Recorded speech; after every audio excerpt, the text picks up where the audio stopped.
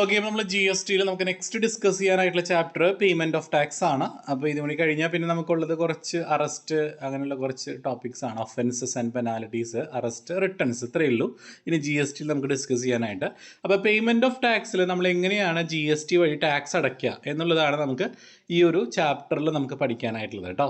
നമ്മുടെ മറ്റേ നാരായണൻകുട്ടി സാറിൻ്റെ ടെക്സ്റ്റ് ബുക്ക് ആണെങ്കിൽ 13ാമത്തെ ചാപ്റ്റർ ആയിട്ടാണ് കിടക്കുന്നത്. അപ്പോൾ അതിനകത്ത് നമുക്ക് കുറച്ച് ലെഡ്ജറുകളും കുറച്ച് രജിസ്റ്ററുകളാണ് നമുക്ക് ഈ ഒരു ചാപ്റ്ററിൽ പഠിക്കാനുള്ളത്. ഓക്കെ, നമുക്ക് മെയിനായിട്ട് നോക്കി ഈ ledgers have been introduced under the G S T scheme. G S T സ്കീമിൽ നമ്മൾ ഈ ലെഡ്ജർ എന്ന് പറയുന്ന ഒരു കോൺസെപ്റ്റ് നമ്മൾ ഇൻട്രൊഡ്യൂസ് ചെയ്തിട്ടുണ്ട്. There are 2 electronic ledgers, namely electronic cash ledger and electronic credit ledger. ചിലപ്പോൾ ഇത് 2 മാർക്കിന് ചോദിക്കാറുണ്ട് സെക്ഷൻ എയിൽ.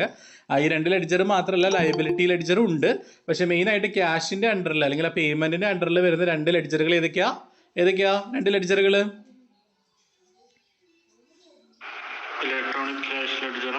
ഇ സി എല്ലും ഇ സി ആർ എൽ എന്ന് പറയും. ചിലപ്പോൾ what is E C L എന്നായിരിക്കും എക്സാമിന് ചോദിക്കുക കേട്ടോ. അപ്പോൾ ഇ സി എൽ എന്ന് പറഞ്ഞാൽ എന്താ അർത്ഥം? ഇലക്ട്രോണിക് ക്യാഷ് ലെഡ്ജർ എന്നാണ് അർത്ഥം. ഇ സി ആർ എൽ എന്ന് പറഞ്ഞാലോ ഇലക്ട്രോണിക് ക്രെഡിറ്റ് ലെഡ്ജർ. ഓക്കെ, അപ്പോൾ ക്യാഷ് ലെഡ്ജർ എന്തിനു ഉപയോഗിക്കണേ? It is a statement of cash in respect of each registered tax pair. അതായത് ജി എസ് ടിയിൽ രജിസ്റ്റർ ചെയ്ത ആളെയാണ് നമ്മൾ രജിസ്റ്റേർഡ് ടാക്സ് പെയർ എന്ന് പറയുക. അപ്പോൾ അയാളുമായി ബന്ധപ്പെട്ട് വരുന്ന എല്ലാ ക്യാഷ് ട്രാൻസാക്ഷൻസും നമ്മൾ എഴുതി വെക്കുന്ന ഒരു സ്റ്റേറ്റ്മെൻ്റ് ആണ്. എഴുതി വെക്കുക അല്ലെങ്കിൽ നമ്മൾ എൻ്റർ ചെയ്ത് കൊടുക്കുന്നു. അതായത് ഇത് ശരിക്കും പറഞ്ഞാൽ ഇലക്ട്രോണിക് ആയതുകൊണ്ട് തന്നെ നമ്മൾ ഈ പോർട്ടലിൽ നമ്മൾ എൻ്റർ ചെയ്ത് കൊടുക്കുകയാണ് ചെയ്യുക. അപ്പോൾ അതിനെയാണ് നമ്മൾ ഇലക്ട്രോണിക് ക്യാഷ് ലെഡ്ജർ എന്ന് പറയുക. അപ്പോൾ what is E C L എന്ന് പറഞ്ഞാൽ എന്താണ്? ഇ സി എൽ എന്ന് പറഞ്ഞാൽ it is a statement of cash in respect of each registered tax payer. ഓരോ രജിസ്റ്റേർഡ് ടാക്സ് പെയറിൻ്റെയും എന്ത് ക്യാഷ് റിലേറ്റഡ് ആയിട്ടുള്ള ഒരു സ്റ്റേറ്റ്മെൻ്റ് ആണ് ഇലക്ട്രോണിക് ക്യാഷ് ലെഡ്ജർ. ക്ലിയർ ആയോ? ഇ സി എൽ ക്ലിയർ ആയോ? Clear? What is E C R L? E C capital letter ആണ്, അതുപോലെ ആർ സ്മോൾ ലെറ്റർ ആണ്, എൽ ക്യാപിറ്റൽ ലെറ്റർ ആണ്. ഇ സി ആർ എൽ എന്ന് പറഞ്ഞാൽ ഇലക്ട്രോണിക് ക്രെഡിറ്റ് ലെഡ്ജർ ആണ്. It is A statement of input tax credit. ഒന്ന് mute ചെയ്യൂ കേട്ടോ. ഇൻപുട്ട് ടാക്സ് ക്രെഡിറ്റ്, അതായത് ഒരു വ്യക്തിയുടെ, ഒരു ടാക്സ് പെയർ ആയിട്ടുള്ള ഒരു വ്യക്തിയുടെ ഇൻപുട്ട് ടാക്സ് ക്രെഡിറ്റ് ഇല്ലേ? ഇൻപുട്ട് ടാക്സ് ക്രെഡിറ്റ് എന്താണെന്ന് ഞാൻ പറഞ്ഞുതരാം. അവിടെ നമ്മൾ കഴിഞ്ഞ ക്ലാസ്സിൽ പറഞ്ഞിരുന്നു. നമ്മൾ എന്തെങ്കിലും മെറ്റീരിയലൊക്കെ വാങ്ങുമ്പോൾ അടയ്ക്കുന്ന ടാക്സ് എന്താ? കേട്ടില്ല. ഉണ്ട്, ഞാൻ പറഞ്ഞിരുന്നല്ലോ. കേട്ടില്ലേ? ഇപ്പോൾ കറക്റ്റ് ടൈമിന് കയറണം. നമ്മൾ റിട്ടേൺസും ഇനി എടുക്കാനുള്ളത് റിട്ടേൺസും അതുപോലെ അറസ്റ്റ്, ഒഫൻസ് ആൻഡ് പെനാലിറ്റീസ്, ഇത്രയാണ് കേട്ടോ ടോപ്പിക് ജി എസ് ടിയിൽ. ഓക്കെ, അപ്പോൾ ഇ സി എൽ എന്ന് പറഞ്ഞാൽ ഇലക്ട്രോണിക് ക്യാഷ് ലെഡ്ജർ ആണ്. അപ്പോൾ അദ്ദേഹത്തിൻ്റെ അല്ലെങ്കിൽ ഒരു ടാക്സ് പെയറിൻ്റെ ക്യാഷ് റിലേറ്റഡുള്ള കാര്യങ്ങളൊക്കെ നമ്മൾ എൻ്റർ ചെയ്യുന്ന ഒരു പോർട്ടലിലുള്ളൊരു ഇതാണ് ഇ സി എൽ എന്ന് പറഞ്ഞാൽ. ഇ സി ആർ എൽ എന്ന് പറഞ്ഞാൽ ഇൻപുട്ട് ടാക്സ് ക്രെഡിറ്റുമായി ബന്ധപ്പെട്ടായി നമ്മൾ ഒരു പ്രൊഡക്റ്റ് ഉണ്ടാക്കണമെങ്കിൽ നമ്മൾ മെറ്റീരിയൽ വാങ്ങില്ലേ, നമ്മൾ കടയിൽ പോയി മെറ്റീരിയൽ വാങ്ങും അല്ലേ? അപ്പോൾ നമ്മൾ അടയ്ക്കുന്ന ടാക്സ് നമുക്ക് എന്ത് ചെയ്യാം? ആ പ്രൊഡക്റ്റ് ഉണ്ടാക്കി വിൽക്കുമ്പോൾ കിട്ടുന്ന ടാക്സിൽ നിന്ന് നമുക്ക് വേണമെങ്കിൽ ക്ലെയിം ചെയ്യാം. അതാണ് ഇൻപുട്ട് ടാക്സ് ക്രെഡിറ്റ് എന്ന് പറയുക. അപ്പോൾ അതുമായി ബന്ധപ്പെട്ട് വരുന്ന ഒരു ലെഡ്ജറാണ് ഇലക്ട്രോണിക് ക്രെഡിറ്റ് ലെഡ്ജർ. ക്ലിയർ ആണോ?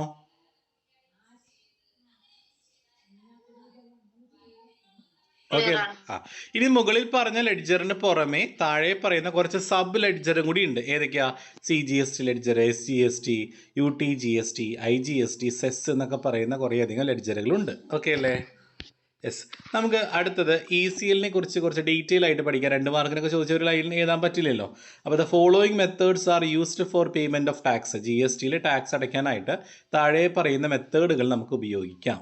ടാക്സ് മാത്രമല്ല, എന്തെങ്കിലും ഇൻട്രസ്റ്റ് അടയ്ക്കാനോ പെനാലിറ്റി അടയ്ക്കാനോ ഒക്കെ ഉണ്ടെങ്കിൽ നമുക്ക് ഈ ഒരു രജിസ്റ്ററുകൾ വഴിയേ നമുക്ക് എന്ത് ചെയ്യാൻ പറ്റുള്ളൂ? അത് പേയ്മെൻറ്റ് നടത്താനായിട്ട് പറ്റുള്ളൂ. അപ്പോൾ ഒന്നാമത്തെ ലെഡ്ജർ ഏതായിരുന്നു എന്ന് പറഞ്ഞാൽ? ഒന്നാമത്തെ ലെഡ്ജർ ഏതായിരുന്നു? ഇലക്ട്രോണിക് ക്യാഷ് ലെഡ്ജർ ആണ്. Okay, it contains a summary of all deposits and payments made by a tax pair. അതായത് എന്താ സംഭവം എന്നറിയോ? നമ്മളിപ്പോൾ വാലറ്റിലൊക്കെ പൈസ ഇട്ടില്ലേ, നമ്മൾക്ക് വല്ല എന്തെങ്കിലും പേയ്മെൻറ്റ് നടത്തണമെങ്കിൽ നമ്മൾ ആദ്യം ഇപ്പോൾ എയർടെല്ലോ അല്ലെങ്കിൽ നമ്മൾ എന്തെങ്കിലുമൊക്കെ റീചാർജ് ചെയ്യാനോ അല്ലെങ്കിൽ നമ്മൾ എന്തെങ്കിലുമൊക്കെ ചെയ്യാൻ വേണ്ടിയിട്ട് നമ്മൾ ആദ്യം വാലറ്റിലേക്ക് പൈസ ഇടില്ലേ, അതിൽ നിന്ന് പൈസ എടുത്തല്ലേ പേയ്മെൻറ്റ് ചെയ്യുക. അതേപോലെയുള്ളൊരു സിസ്റ്റമാണ് ഇ സി എല്ലുള്ളത്. അപ്പോൾ നമുക്ക് എന്തെങ്കിലും ടാക്സ് അടയ്ക്കണമെങ്കിൽ നമ്മൾ കുറച്ച് പൈസ നമ്മൾ എന്ത് ചെയ്യും? ഇതിൽ ഡെപ്പോസിറ്റ് ചെയ്യും. ഏത്? ഈ ഒരു ലെഡ്ജറിൽ നമ്മൾ ഡെപ്പോസിറ്റ് ചെയ്യും. എന്നിട്ട് അതിൽ നിന്ന് എടുത്തിട്ടാണ് നമ്മൾ എന്ത് ചെയ്യുക? ജി എസ് ടി പേയ്മെൻറ്റുകളൊക്കെ നടത്തുക. മനസ്സിലായോ? അപ്പോൾ അതുമായി ബന്ധപ്പെട്ട എല്ലാ ഡെപ്പോസിറ്റുകളും എല്ലാ പേയ്മെൻറ്റുകളുമായി ബന്ധപ്പെട്ട ഫുൾ സമ്മറി റെക്കോർഡാണ് ഇ സി എൽ എന്ന് പറഞ്ഞാൽ. മനസ്സിലായോ? കത്തിയോ? ക്ലിയർ ആയോ? It is maintain on the GST portal. ഇത് നമ്മൾ മെയിൻറ്റെയിൻ ചെയ്യുന്നത്, ഇങ്ങനെ ഒരു ലെഡ്ജർ നമ്മൾ മെയിൻറ്റെയിൻ ചെയ്യുന്നത് നമ്മൾ മാനുവലായിട്ടല്ല, പിന്നെയോ GST പോർട്ടലിലാണ്. GST portal, GST open ചെയ്യില്ലേ സൈറ്റ്, ആ ഒരു പോർട്ടലിലാണ് നമ്മൾ ഇങ്ങനെ ഒരു സ്റ്റേറ്റ്മെൻറ്റ് അല്ലെങ്കിൽ ഇങ്ങനെ ഒരു സമ്മറി റെക്കോർഡ് നമ്മൾ കീപ്പ് ചെയ്യുന്നത്. ECL has to be maintained in the prescribed form on the common portal by a person liable to pay tax. Tax അടയ്ക്കാൻ ലയബിളായ വ്യക്തിക്ക് ഈ കോമൺ പോർട്ടൽ, GSTയുടെ കോമൺ പോർട്ടലിനകത്ത് ഒരു പ്രിസ്ക്രൈബ്ഡ് ഫോം ഉണ്ട്. ആ ഫോം വെച്ചിട്ടാണ് നമ്മൾ ECL ക്രിയേറ്റ് ചെയ്യുക. ഓക്കെ അല്ലേ? താഴെ പറയുന്ന ഇമ്പോർട്ടൻറ്റ് പ്രൊവിഷൻസ് ഒക്കെ വേണമെന്ന് പറയുന്നുണ്ട്, അത് പഠിക്കണമെന്നില്ല. ECL ചോദിച്ച 2 മാർക്കിന് ഇത്ര എഴുതിയാൽ മതി കേട്ടോ. അപ്പോൾ എന്താണ് ECL എന്ന് പറഞ്ഞതെന്ന് പറഞ്ഞാൽ, വാട്ട് ഈസ് ECL, അതിൻ്റെ ഫുൾ ഫോം പറഞ്ഞേ. Electronic cash ledger. It is a summary of all deposits and payment made by a taxpayer. ഒരു ടാക്സ് പെയർ ഡെപ്പോസിറ്റ് ചെയ്യുന്നതും പേയ്മെൻറ്റ് നടത്തുന്നതുമായി ബന്ധപ്പെട്ട എല്ലാ സമ്മറി റെക്കോർഡ്സും കീപ്പ് ചെയ്യുന്ന ഇവിടെ ഇലക്ട്രോണിക് പോർട്ടൽ അല്ലെ, കോമൺ പോർട്ടൽ GST പോർട്ടലിൽ നമ്മൾ എന്ത് ചെയ്യണം, പ്രിസ്ക്രൈബ്ഡ് ഫോമിൽ നമ്മൾ മെയിൻറ്റെയിൻ ചെയ്യുന്ന ഒരു രജിസ്റ്ററാണ് ECL. സെറ്റായോ? എല്ലാവർക്കും ക്ലിയർ ആയോ? അപ്പോൾ വാട്ട് ഈസ് ECRL? ഇതേപോലെ തന്നെ പഠിക്കാം. The input tax credit as self-assessed in the return of a registered person shall be credited to his electronic credit ledger in accordance with the section 41. ഇത് self assessment പഠിച്ചില്ലേ നമ്മൾ? അത് പഠിച്ചിട്ടില്ലേ അല്ലെ? Self assessment പറഞ്ഞാൽ നമ്മൾ സ്വന്തമായിട്ട് നമ്മളൊരു ടാക്സ് ലയബിലിറ്റി, ഒരാളുടെ ടാക്സ് എത്രയാണെന്നൊക്കെ നമ്മൾ സ്വയമായിട്ട് ഒരു സെൽഫായിട്ട് നമ്മൾ അസസ് ചെയ്യും. അതാണ് സെൽഫ് അസസ്മെൻറ്റ് എന്ന് പറയുന്നത്, റിട്ടേൺ ഫയലിംഗ്. അപ്പോൾ അങ്ങനെ ഒരു രജിസ്റ്റേർഡ് പേഴ്സൺ, GST രജിസ്റ്റർ ചെയ്ത ഒരു വ്യക്തി, അദ്ദേഹത്തിന് അദ്ദേഹത്തിന് എത്രത്തോളം ടാക്സ് അയാൾ അടച്ചിട്ടുണ്ട് എന്നുള്ളത് ആൾക്കറിയാം അല്ലേ? സ്വമേധയാ അയാൾക്കറിയാം, കാരണം റിട്ടേൺ ഒക്കെ ഫയൽ ചെയ്ത കാരണം പുള്ളിക്കാരന് എത്ര ടാക്സ് അടച്ചിട്ടുള്ള ഒരു വിവരങ്ങളൊക്കെ അറിയും. അപ്പോൾ അത് കൃത്യമായിട്ട് അയാൾ എന്ത് ചെയ്യണം, അത് പോർട്ടൽ വഴി, GST പോർട്ടൽ വഴി പേയ്മെൻറ്റ് നടത്തിയിട്ടുണ്ടാവും അല്ലേ? അപ്പോൾ ആ പൈസ നമുക്ക് എന്ത് ചെയ്യാം, ഇലക്ട്രോണിക് ക്രെഡിറ്റ് ലെഡ്ജർ ഉപയോഗിച്ചുകൊണ്ട് ആ പൈസ നമുക്ക് ക്രെഡിറ്റ് ചെയ്യാം. അടച്ച ടാക്സ് നമുക്ക് തിരിച്ചു പിടിക്കാമെന്ന്. മനസ്സിലായോ? ഇപ്പം ഞാൻ GSTയിൽ രജിസ്റ്റർ ചെയ്ത ആളാണ് ഞാൻ എന്ന് വിചാരിക്കുക. എനിക്ക് എൻ്റെ പ്രൊഡക്റ്റ് ഉണ്ടാക്കാനായിട്ട് കുറേയധികം മെറ്റീരിയൽ എനിക്ക് പുറത്തുനിന്ന് വാങ്ങേണ്ടി വന്നിട്ടുണ്ട്. അപ്പോൾ ആ സമയത്തൊക്കെ ഞാൻ GST അടച്ചിട്ടുണ്ട്. അപ്പോൾ എൻ്റെ കയ്യിൽ അടച്ചതിൻ്റെയൊക്കെ ബില്ലുണ്ടല്ലോ കയ്യിൽ, എല്ലാത്തിനും ടാക്സ് ഇൻവോയ്സ് എൻ്റെ കയ്യിലുണ്ട്.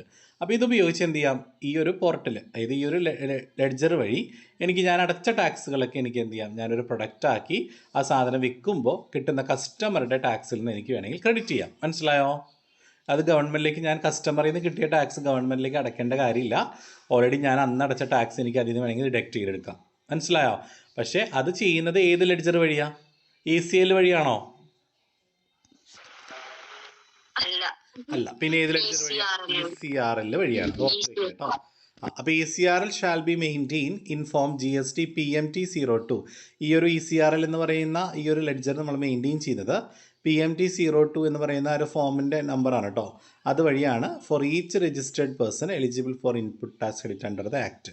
അതായത് GST ആക്ടിലെ എല്ലാ രജിസ്റ്റേർഡ് പേഴ്സണും ഈ ഒരു ഫോം വഴി എന്ത് ചെയ്യാൻ പറ്റും, ഈ ഒരു GST റിട്ടേൺ അടച്ച പൈസ നമുക്ക് ക്രെഡിറ്റ് ചെയ്യാനായിട്ട് പറ്റും. കോമൺ പോർട്ടൽ വഴി നമുക്ക് ക്രെഡിറ്റ് ചെയ്യാനായിട്ട് പറ്റും. ഓക്കെ അല്ലേ?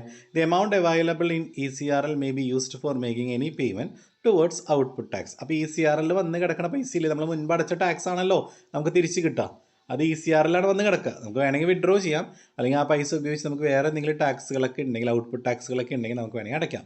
അല്ലെങ്കിൽ വല്ല ഇൻട്രസ്റ്റ് അടയ്ക്കാനുണ്ടെങ്കിൽ അത് അടയ്ക്കാം, പെനാൽറ്റി വല്ലതും അടയ്ക്കാനെങ്കിൽ അടയ്ക്കാം, അല്ലെങ്കിൽ ഫീസ് അടയ്ക്കാത്ത വല്ല ഫീസൊക്കെ ഉണ്ടെങ്കിൽ നമുക്ക് അതൊക്കെ വേണമെങ്കിൽ ഈ ക്രെഡിറ്റ് ആയിട്ട് കിട്ടിയ പൈസ ഇല്ലേ, അത് ഉപയോഗിച്ച് നമുക്ക് വേണമെങ്കിൽ ചെയ്യാം. ക്ലിയർ ആയോ? ECRL എന്താണെന്ന് മനസ്സിലായോ? നിങ്ങൾ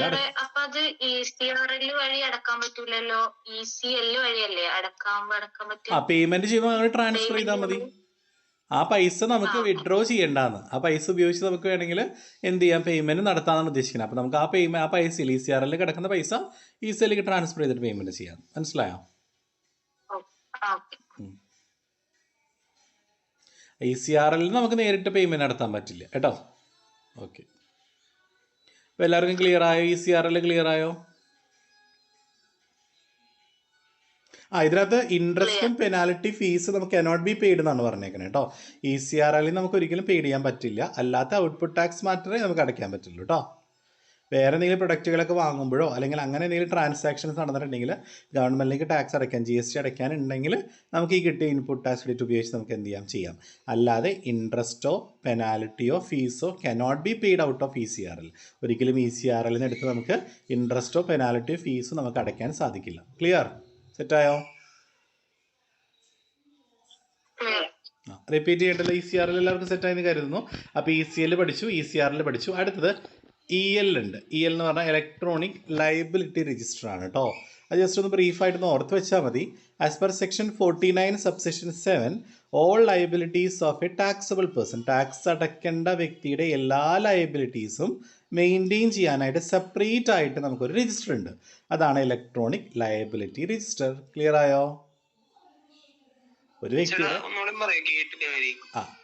as per section 49 subsection 7 all liabilities of a taxable person will be maintained in a separate register called electronic liability register.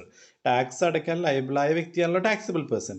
ആ പുള്ളിക്കാരൻ്റെ എല്ലാ ലയബിലിറ്റീസും കാണിക്കുന്ന അല്ലെങ്കിൽ എല്ലാ ലയബിലിറ്റീസും കാണിച്ചുകൊണ്ട് മെയിൻറ്റെയിൻ ചെയ്യുന്ന ഒരു സെപ്പറേറ്റ് ആയിട്ട് GST പോർട്ടലിൽ രജിസ്റ്റർ ഉണ്ട്. ആ രജിസ്റ്ററിനെയാണ് ഇലക്ട്രോണിക് ലയബിലിറ്റി രജിസ്റ്റർ എന്ന് പറയാം. ക്ലിയർ ആയ അലക്സേ? What is ITC? എന്താ ITC? 2 മാർക്കിൻ്റെ ക്വസ്റ്റ്യൻ ആണ്. ITC അല്ലെങ്കിൽ ചിലപ്പോൾ 5 മാർക്ക് ITC എന്താന്ന് പറഞ്ഞാൽ എലിജിബിലിറ്റി ചോദിക്കാം. എന്താ ITC എന്ന് പറഞ്ഞാൽ ഫുൾ ഫോം ഓർമ്മയുണ്ടാർക്കെങ്കിലും?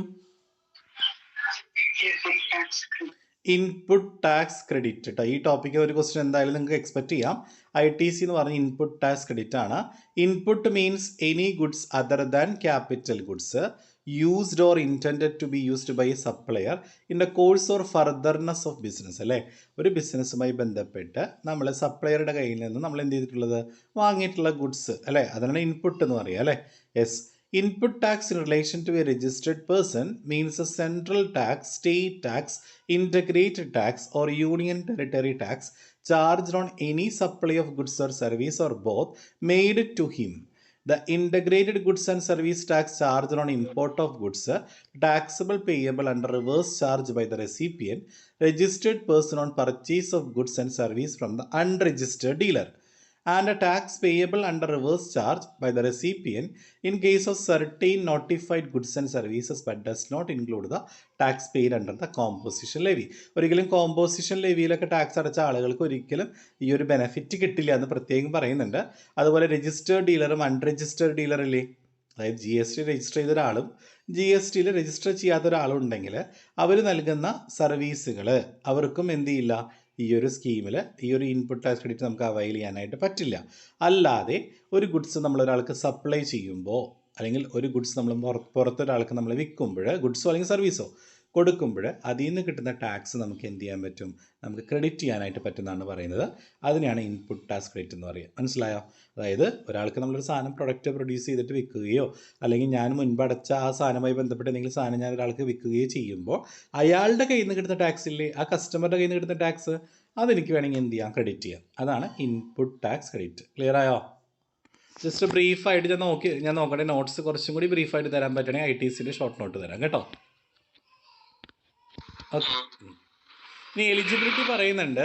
ഈ ഇൻപുട്ട് ടാക്സ് ക്രെഡിറ്റ് കിട്ടണമെങ്കിൽ എന്തൊക്കെ എലിജിബിലിറ്റി? മെയിനായിട്ട് 2 എലിജിബിലിറ്റി ഓർത്ത് വയ്ക്കുക, 3 ഉണ്ട്, 2 പഠിച്ച് വയ്ക്കുക. He's registered under GST. മസ്റ്റായിട്ടും അയാൾ എന്ത് ചെയ്തിട്ടുണ്ടാവണം? ITC കിട്ടണമെങ്കിൽ മസ്റ്റായിട്ട് എന്ത് ചെയ്തിട്ടുണ്ടാവണം? GST രജിസ്റ്റർ ചെയ്യണം, അല്ലാതെ കിട്ടൂല ഒരിക്കലും. അതുകൊണ്ടാണല്ലോ നമ്മൾ സെൽഫ് അസസ്മെന്റ് ചെയ്യുന്നത്, സെൽഫ് രജിസ്ട്രേഷൻ ചെയ്യുന്നത്, മറ്റേ വളണ്ടറി രജിസ്ട്രേഷൻ ഓർമ്മയില്ലേ? ആൾക്ക് ടേൺ ഓവർ ക്രോസ് ചെയ്തില്ലെങ്കിലും ചില ആൾക്കാർ പോയി രജിസ്റ്റർ ചെയ്യും GSTയിൽ. എന്തിനു വേണ്ടിയിട്ട് GST രജിസ്റ്റർ ചെയ്യണേ? വളണ്ടറി ആയിട്ട് ബെനിഫിറ്റ്സ് കിട്ടാൻ വേണ്ടി. അപ്പോൾ ഈ ITC കിട്ടാൻ വേണ്ടിയിട്ടാണ് ചില ആൾക്കാർ എന്ത് ചെയ്യണത്, ആ GSTയിൽ പോയി രജിസ്റ്റർ ചെയ്യണേ. അപ്പോൾ ഇൻപുട്ട് ടാക്സ് ക്രെഡിറ്റ് കിട്ടണമെങ്കിൽ അല്ലെങ്കിൽ എലിജിബിലിറ്റി എന്തൊക്കെയാണ്? അയാൾ രജിസ്റ്റേർഡ് ആയിരിക്കണം, GST രജിസ്റ്റർ ചെയ്ത വ്യക്തിയായിരിക്കണം.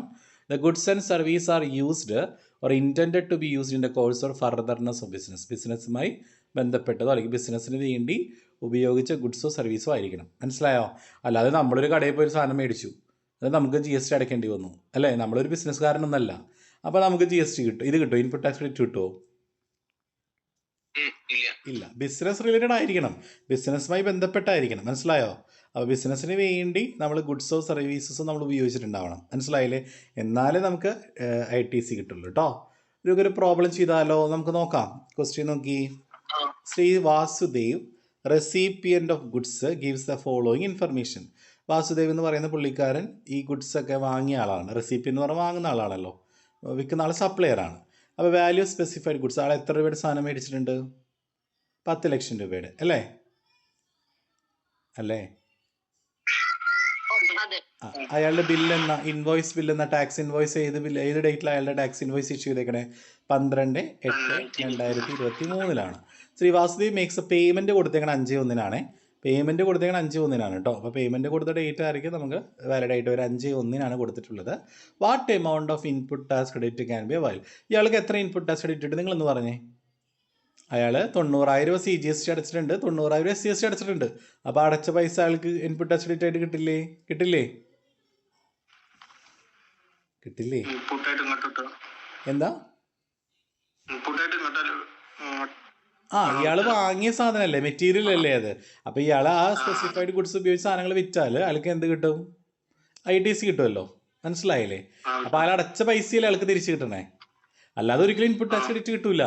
നമ്മൾ GSTയിലേക്ക് അല്ലെങ്കിൽ GST ഇതിലേക്ക് ഗവൺമെന്റിലേക്ക് നമ്മൾ എന്തെങ്കിലും ടാക്സ് അടച്ചാലേ ആ അടച്ച പൈസ നമുക്ക് എന്ത് ചെയ്യാൻ പറ്റുള്ളൂ? കസ്റ്റമറുടെ കയ്യിൽ നിന്ന് നമുക്ക് എന്ത് ചെയ്യാൻ പറ്റുള്ളൂ? ക്രെഡിറ്റ് ചെയ്യാൻ പറ്റുള്ളൂ. മനസ്സിലായോ?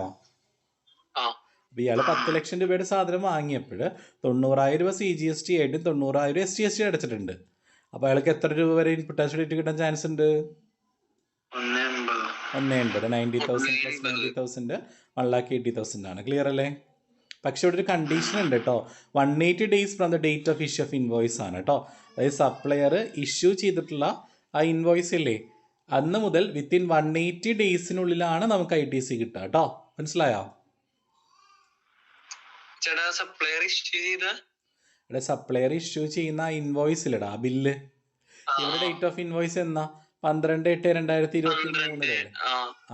അപ്പോൾ ആ ഡേറ്റ് മുതൽ എന്നിട്ട് 180 daysനുള്ളിൽ നമുക്ക് എന്ത് ചെയ്യാൻ പറ്റും? ഈ ITCക്ക് വേണമെങ്കിൽ അപ്ലൈ ചെയ്യാം. ITCക്ക് വേണമെങ്കിൽ ചെയ്യാം. കിട്ടില്ല. അത് തന്നെ.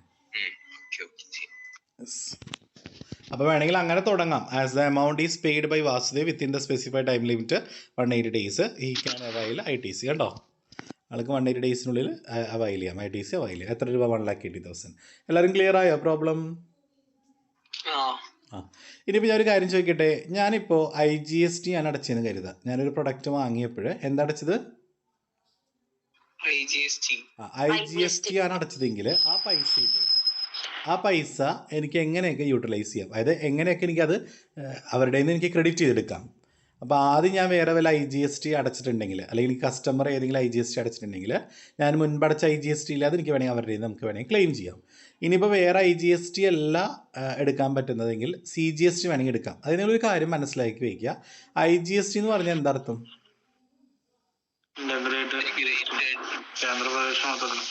അത് എപ്പോഴാണ് IGST വരിക?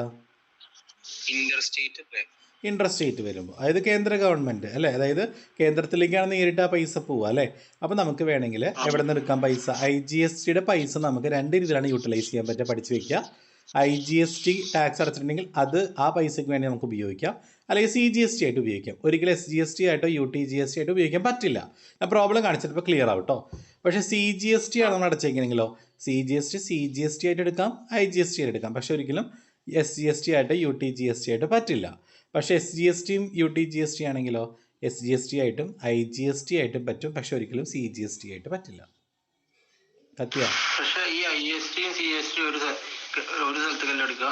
പക്ഷെ എങ്ങനെയാണെന്നറിയോ, IGST എന്ന് പറഞ്ഞാൽ അത് സെൻട്രൽ ഗവൺമെൻറ് ആണ് കളക്ട് ചെയ്യുന്നതെങ്കിലും പിന്നീട് അതാത് സ്റ്റേറ്റ് ഗവൺമെൻറ്റിന് അതിൻ്റെ വിഹിതം കൊടുക്കും. മനസ്സിലായോ? ഒരു ഇയർ കഴിയുമ്പോൾ. അങ്ങനെയാണ് ഇതിൻ്റെ കോൺസെപ്റ്റ്. അതായത് രണ്ട് സ്റ്റേറ്റുകൾ തമ്മിൽ ട്രാൻസാക്ഷൻ വരുമ്പോൾ IGST നേരിട്ട് സെൻട്രൽ ഗവൺമെൻറ്റിലേക്ക് പോവാം. പക്ഷേ ഒരു വർഷം കഴിയുമ്പോൾ അത് ഏത് സ്റ്റേറ്റിനാണോ കൊടുക്കാനുള്ളത് അത് കൊടുക്കും. അതാണ് നമ്മൾ കേട്ടിട്ടില്ലേ, കേരളത്തിന് ഇത്ര രൂപ ടാക്സ് ആയിട്ട് തരാനുണ്ട് സെൻട്രൽ ഗവൺമെൻറ് എന്ന് പറയില്ലേ, അത് ഈ IGSTയിൽ കിട്ടിയ ടാക്സ് ആണ്. അത് മനസ്സിലായോ? നിങ്ങൾക്കൊരു കാര്യം അറിയാം, ഒരിക്കലും സെൻട്രൽ ഗവൺമെൻറ്റും സ്റ്റേറ്റ് ഗവൺമെൻറ്റും ഒരിക്കലും എന്തില്ല യോജിക്കില്ല അല്ലേ. അപ്പം അങ്ങനെ പഠിപ്പിച്ചാൽ മതി. IGST വന്നാൽ അത് IGSTക്കും CGSTക്കും മാത്രമേ കൊടുക്കുള്ളൂ, സെൻട്രൽ ഗവൺമെൻറ്റിനും വേറെ IGSTക്ക് മാത്രമേ കൊടുക്കുള്ളൂ. CGST വന്നാലോ സെൻട്രൽ ഗവൺമെൻറ് വന്നാലോ CGSTക്ക് IGSTക്ക് ഒരിക്കലും SGST കൊടുക്കില്ല. അപ്പോൾ SGST സ്റ്റേറ്റ് വന്നാലോ ഒരിക്കലും എവിടേക്ക് കൊടുക്കില്ല, സെൻട്രൽ ഗവൺമെൻറ്റിന് കൊടുക്കില്ല. മനസ്സിലായോ? അങ്ങനെ ഓർത്ത് പഠിക്കുക എളുപ്പത്തിൽ കേട്ടോ. ഒരു പ്രോബ്ലം കാണിച്ചു തരാം, നോക്കി. A registered person has 3 lakh on account of CGST. ഒരു 3 ലക്ഷം രൂപ CGST ഇലക്ട്രോണിക് ക്രെഡിറ്റ് ലെഡ്ജറിൽ വന്ന് കിടപ്പുണ്ട്. 3 ലക്ഷം രൂപ കേട്ടോ. ആ 3 ലക്ഷം രൂപ ആൾക്ക് എങ്ങനെയൊക്കെ ക്രെഡിറ്റ് ചെയ്യാം? അയാൾ IGST ആയിട്ട് ഒരു 1,40,40,000 അടച്ചിട്ടുണ്ട്, SGST ആയിട്ട് 70,000 അടച്ചിട്ടുണ്ട്, CGST ആയിട്ട് 1,50,000 അടച്ചിട്ടുണ്ട്. അപ്പോൾ നമുക്ക് ഏത് ഓർഡറിലായിരിക്കും ആളെ യൂട്ടിലൈസ് ചെയ്യുക? ഇത് കിടക്കുന്നത് ഏത് അക്കൗണ്ടിലാണ് കിടക്കണ പൈസ? CGST കിടന്നിട്ടുണ്ടെങ്കിൽ എങ്ങനെ യൂട്ടിലൈസ് ചെയ്യാൻ പറഞ്ഞാൽ നിങ്ങൾ CGST കിടന്നാൽ ആദ്യം എന്തിനു വേണ്ടി ഉപയോഗിക്കണം? CGSTക്ക് ഉപയോഗിക്കണം. പിന്നെ ബാക്കി ഉണ്ടെങ്കിൽ IGST, ബാക്കി വേറെ ഒന്നിനും നമുക്ക് യൂസ് ചെയ്യാൻ പറ്റില്ല അല്ലേ?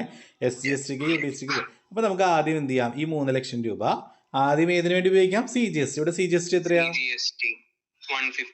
അപ്പോൾ 1,50,000 ആണ് നമ്മൾ ആദ്യം എടുക്കുക. ഇനി ബാക്കി ഒരു 1.5 ലക്ഷം കൂടി ഇല്ലേ ഇനി ക്രെഡിറ്റ് ലെഡ്ജറിൽ ഇല്ലേ? അതിൽ നിന്ന് നമുക്ക് ഏതിനെടുക്കാം? IGSTക്ക് 1,40,000. അപ്പോഴൊരു 10,000 ബാക്കിയില്ല. 10,000 SGSTക്ക് വേണ്ടി എടുക്കാൻ പറ്റുമോ? ഒരിക്കലും പറ്റില്ല. കണ്ടോ, ഒരിക്കലും നമുക്ക് SGSTക്ക് വേണ്ടി യൂട്ടിലൈസ് ചെയ്യാൻ പറ്റില്ല. അപ്പോൾ നമ്മൾ എങ്ങനെ സെന്റൻസ് ആക്കി എഴുതും നോക്കി? Out of ITC 3 lakh, first use 1,50,000 for the payment of CGST, then 1,40,000 for payment of IGST, balance 10,000 cannot be utilized for payment of SGST. Clear? 3 ലക്ഷം നമ്മുടെ അക്കൗണ്ടിൽ വന്ന് കിടപ്പുണ്ട് ക്രെഡിറ്റ് ലെഡ്ജറിൽ. അപ്പോൾ അതിൽ നിന്നാണ് നമ്മൾ ക്രെഡിറ്റ് ചെയ്യുക. മനസ്സിലായോ? ആ പൈസ നമ്മൾ എടുക്കുക, ക്യാഷ് ലെഡ്ജറിലേക്ക് മാറ്റിയിട്ട് നമ്മൾ വിഡ്രോ ചെയ്യുക, അല്ലെങ്കിൽ അവിടെ നിന്ന് വിഡ്രോ ചെയ്യുക. അപ്പോൾ നമുക്ക് ഓൾറെഡി നമുക്ക് ഈ ടാക്സ് അടച്ചിട്ടുണ്ടല്ലോ. അപ്പോൾ ഈ പൈസ വെച്ചിട്ട് വേണം നമ്മൾ യൂട്ടിലൈസ് ചെയ്യും. 3 ലക്ഷം രൂപ നമ്മൾ എങ്ങനെയൊക്കെ എടുക്കും? ഈ പേരും പറഞ്ഞ് ആദ്യം നമ്മൾ എന്ത് പേരും പറഞ്ഞ് എടുക്കും? CGSTയുടെ പേരും പറഞ്ഞ് 1.5 ലക്ഷം രൂപ എടുക്കും. അടുത്ത IGST 1,40,000 എടുക്കും. ബാക്കി ഒരു 10,000 എപ്പോഴും കിടക്കുന്നുണ്ട്. ആ 10,000 വേറെ വഴിയില്ല, കാരണം നമ്മൾ അടച്ചേക്കണ SGSTക്ക് വേണ്ടി ഒരിക്കലും ആ പൈസ യൂട്ടിലൈസ് ചെയ്യാൻ പറ്റില്ല. മനസ്സിലായോ? അടുത്ത പ്രോബ്ലം നോക്കി.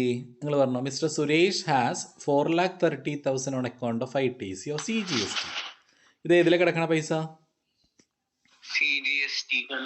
CGST ഇലക്ട്രോണിക് ക്രെഡിറ്റ് ലെഡ്ജറിലാണ് കിടക്കുന്നത് കേട്ടോ. അപ്പോൾ CGST ആണെങ്കിൽ എങ്ങനെ യൂട്ടിലൈസ് ചെയ്യുക? നിങ്ങൾ പറഞ്ഞേ. CGST ഇപ്പൊ പറഞ്ഞ തന്നെയാണല്ലേ, CGSTയും IGST. ഒരിക്കലും SGSTക്ക് യൂസ് ചെയ്യാം. ഓക്കെ. അപ്പോൾ നമുക്ക് IGST 2 lakh ഉണ്ട്, SGST 1,80,000 ഉണ്ട്, CGST 1,40,000 ഉണ്ട്. അപ്പോൾ ആദ്യം നമ്മൾ ഏതെടുക്കുക? പറഞ്ഞോ. ഇതിനകത്ത് ഈ ക്വസ്റ്റ്യനകത്തൊരു മിസ്റ്റേക്ക് ഉണ്ട് കേട്ടോ, പറഞ്ഞുതരാം.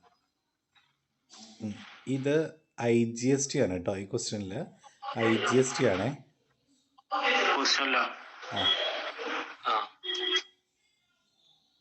CGST അല്ല, IGST ആണ് കേട്ടോ. ക്വസ്റ്റ്യനിൽ ടെക്സ്റ്റ് ബുക്കുള്ളവർ കറക്റ്റ് ചെയ്യാം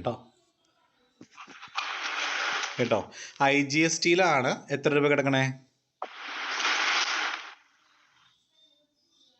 4,30,000. അപ്പോൾ നിങ്ങളൊന്ന് അത് കറക്റ്റ് ചെയ്യണം കേട്ടോ. നിങ്ങൾ പഠിക്കുമ്പോൾ അത് ശ്രദ്ധിച്ച് പഠിക്കണേ. 4,30,000 കിടക്കുന്നത് എന്തിലാണ്? IGSTയിലാണ് കേട്ടോ. IGSTയിലാണ്. അപ്പോൾ IGSTയിലാണെങ്കിൽ നമ്മൾ എങ്ങനെ യൂട്ടിലൈസ് ചെയ്യാൻ പറഞ്ഞു? നിങ്ങൾ എങ്ങനെ IGSTക്കും CGSTക്കും. അപ്പോൾ ആദ്യം IGST എടുക്കും. എത്ര രൂപ എടുക്കും? ആദ്യം 2 ലക്ഷം എടുക്കും. അടുത്തതോ? 40 എടുക്കുക. അപ്പോൾ 2ഉം 1 ലക്ഷം അവർ 3,40,000 ആവും. 3,40,000 കഴിഞ്ഞാൽ ഈ ബാക്കിയൊരു 60,000 പിന്നെയുണ്ട്. അത് നമുക്ക് SGSTക്ക് ഉപയോഗിക്കാൻ പറ്റുമോ? ഇല്ല. അപ്പോൾ നമുക്ക് അങ്ങനെ പറയാം. എന്താണ്? Out of ITC of rupees 4,30,000, first use 2 lakh for the payment of IGST. Out of the balance of 2,30,000, use 1,40,000 for payment of CGST. The balance of 60,000 cannot be എന്നാണ് കേട്ടോ. cannot be used for payment of SGST. Clear ആണോ? Set ആയോ?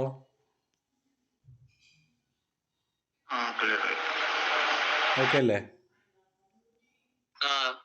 1 second.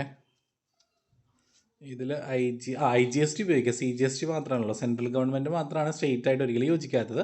അത് state government ഒരിക്കലും central government ആയിട്ട് യോജിക്കില്ല. അങ്ങനെയല്ല നമ്മൾ പറഞ്ഞത്. യെസ്. IGSTയിൽ നോക്കി, ഫസ്റ്റ് പേയ്മെൻറ്റ് നമുക്ക് എവിടെ നിന്ന് എടുക്കാം? എന്തിനു വേണ്ടി ഉപയോഗിക്കാം? രണ്ടാമത് CGSTക്ക് ഉപയോഗിക്കാം, മൂന്നാമത് SGSTക്ക് ഉപയോഗിക്കാം കേട്ടോ. അത് IGST അല്ലേ, സെൻട്രൽ ഗവൺമെൻറ് അല്ലല്ലോ, IGST അല്ലേ. അപ്പോൾ അവിടെ സ്റ്റേറ്റ് ഗവൺമെൻറ് ഉപയോഗിക്കും. നിങ്ങളൊരു കാര്യം ഓർത്താൽ സെൻട്രൽ ഗവൺമെൻറ് സ്റ്റേറ്റ് മാത്രം ഓർത്ത് വെച്ചാൽ മതി. സെൻട്രൽ ഗവൺമെൻറ് ഒരിക്കലും എന്തിനു കൊടുക്കില്ല? സെൻട്രൽ ഗവൺമെൻറ് ഭരിക്കുന്ന BJP ആണ്. സ്റ്റേറ്റ് നിങ്ങൾ കേരളം എന്ന് ഓർത്ത് വയ്ക്കുക, LDF ആണ് അല്ലേ. അപ്പോൾ ഒരിക്കലും BJP LDF തമ്മിൽ ചേരുമോ? ഇല്ല, അത് ഓർത്തിച്ചാൽ മതി. അപ്പോൾ നമ്മുടെ CGST എന്ന് പറഞ്ഞ സെൻട്രലാണ്. അപ്പോൾ BJP-കാർ അല്ലെങ്കിൽ BJP സെൻട്രൽ ഗവൺമെൻറ് ഒരിക്കലും SGSTക്കും കൊടുക്കില്ല. അതുപോലെ SGST ഒരിക്കലും എന്തിനും കൊടുക്കില്ല, സെൻട്രൽ CGST കൊടുക്കില്ല. അങ്ങനെ പഠിച്ചു വയ്ക്കാം. അപ്പം IGST ആണെങ്കിൽ ആദ്യം IGST കൊടുക്കും, രണ്ടാമത് CGST കൊടുക്കും, മൂന്നാമത് SC. അപ്പോൾ 60,000 SGSTക്ക് യൂസ് ചെയ്യാം കേട്ടോ. പക്ഷേ ക്വസ്റ്റനിൽ മിസ്റ്റേക്ക് ഉണ്ട്. CGSTയിലല്ല അക്കൗണ്ടിലേക്ക് പൈസ കിടക്കണേ, എവിടെയാണ് കിടക്കണേ? IGST ആണ്. അപ്പോൾ ടെക്സ്റ്റ് ബുക്ക് ഉള്ളവർ അത് കറക്റ്റ് ചെയ്യാം കേട്ടോ. ബാക്കിയൊക്കെ കറക്റ്റാണ് കേട്ടോ. സൊല്യൂഷൻ കറക്റ്റാണ്. അപ്പോൾ 4,30,000-ൽ 2 ലക്ഷം രൂപ നമ്മൾ IGSTക്ക് വേണ്ടി ഉപയോഗിച്ചു. ബാക്കിയുള്ള 2,30,000-ൽ 1,40,000 രൂപ CGSTക്ക് ഉപയോഗിച്ചു. ബാക്കി 60,000 എന്തിനു ഉപയോഗിക്കാം? SGSTക്ക് ഉപയോഗിക്കാം. ക്ലിയർ ആയോ? അപ്പോൾ 1,80,000 ടാക്സ് അടച്ചിട്ടുണ്ട്, പക്ഷേ ആകെ 60,000 ബാക്കിയുള്ളൂ. അപ്പോൾ അതേ SGSTക്ക് ഉപയോഗിക്കാൻ പറ്റുള്ളൂ. ക്ലിയർ ആയോ എല്ലാവർക്കും? ആർക്കെങ്കിലും ഈ പ്രോബ്ലത്തിൽ ഡൗട്ട് ഉണ്ടെങ്കിൽ ചോദിച്ചോട്ടോ, ഒന്നുകൂടെ പറഞ്ഞുതരാം ആർക്കെങ്കിലും വേണമെങ്കിൽ. എല്ലാവർക്കും സെറ്റ് അല്ലേ? എല്ലാവർക്കും കൊടുക്കാന്നാണോ? എല്ലാവർക്കും കൊടുക്കാം, പക്ഷെ ഓർഡർ ഉണ്ട് കേട്ടോ മോളെ. ആ ഓർഡർ പഠിക്കണം. ആദ്യം IGST, പിന്നെ സെൻട്രൽ ഗവൺമെന്റ്, പിന്നെ സ്റ്റേറ്റ് ഗവൺമെന്റ്. ഓക്കെ അല്ലേ? ആ ഓർഡറിൽ തന്നെ കൊടുക്കാം. ബാലൻസ് 2 കൊടുത്ത് ബാലൻസ് ഉണ്ടെങ്കിൽ ബാക്കിയുള്ള എമൗണ്ട് SGST കൊടുക്കുക. ചിലപ്പോൾ എല്ലാം കൊടുക്കാൻ പൈസ ഉണ്ടാവില്ല, ബാക്കിയുള്ളത് SGSTക്ക് കൊടുക്കുക. ക്ലിയർ ആയോ മോളെ? സെൻട്രൽ ഗവൺമെന്റ് സ്റ്റേറ്റ് ഗവൺമെന്റ് ഒരിക്കലും യോജിക്കില്ല, അതറിയാലോ. അപ്പോൾ സെൻട്രൽ ഗവൺമെന്റിന്റെ പൈസയാണ് CGSTയുടെ അക്കൗണ്ടിലെ പൈസയാണെങ്കിൽ ആദ്യം എവിടേക്ക് കൊടുക്കും? ആ സെയിം അക്കൗണ്ടിൽ തന്നെ കൊടുക്കും, CGST തന്നെ കൊടുക്കും.